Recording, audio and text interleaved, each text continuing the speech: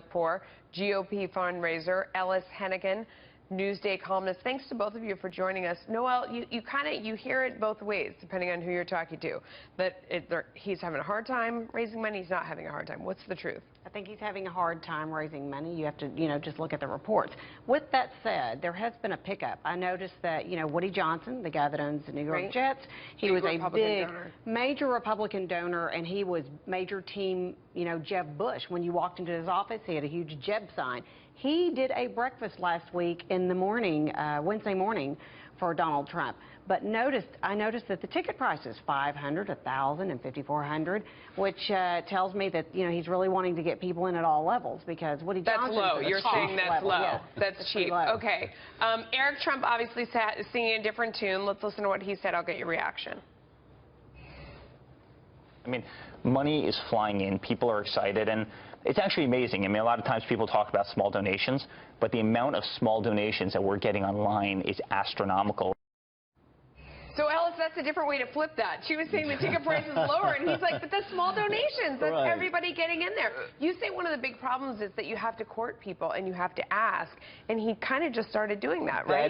That is right. I mean, the donors want to be seduced, and that process has barely begun. But the other thing, I think, is that a lot of these folks don't think he can win. And if you're going to give big campaign contributions, it's money down the drain to give to losers. You want to give to the guy who can return the favor once he gets into office. And I think that judgment is being made pretty broadly across the GOP donor class. Noelle, is that the problem, or is it that it takes to get people to really feel like, well, other people are going to give, plus he has money. Maybe he could do it. I mean, is that part of the problem, too? Is he talks so much about not needing money that now when he asks for it? Well, you can look at it two ways. Number one is he made the campaign. Look, he won the primary with half the big bank account that the big cats had. Scott Walker started off with a lot. Jeb Bush was a huge machine.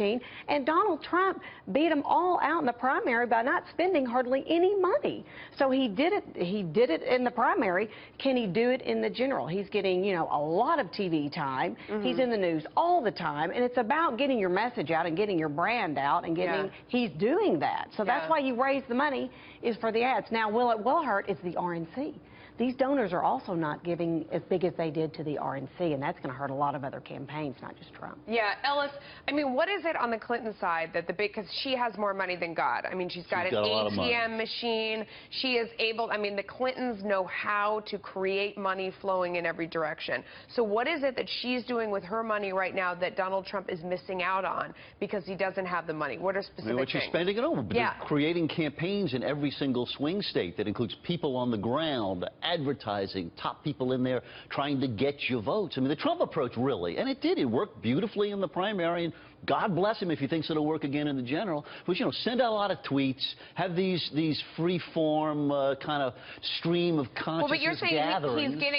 She's getting people on the ground, and because you say the ads, but he gets a ton of TV time. Well, but it's very different. The TV time, it's not all flattering. I mean, a lot of people look at those rallies and think, what a dope. This is not the same as having a well-thought-out media campaign. And thank God, because that's how the media makes a living. Let's be honest about it. Noelle, the ads, I mean, you're right. I don't want to trash talk ads because they pay my salary, so let me make that very clear right now. But the ads, I mean, do they still work the way they did before? A lot of people skip through the ads. They say that they look at the content inside a show and look at the analysis of people who aren't being paid by the campaign as opposed to the ads that they don't trust anymore because they know they're paid for by the campaign.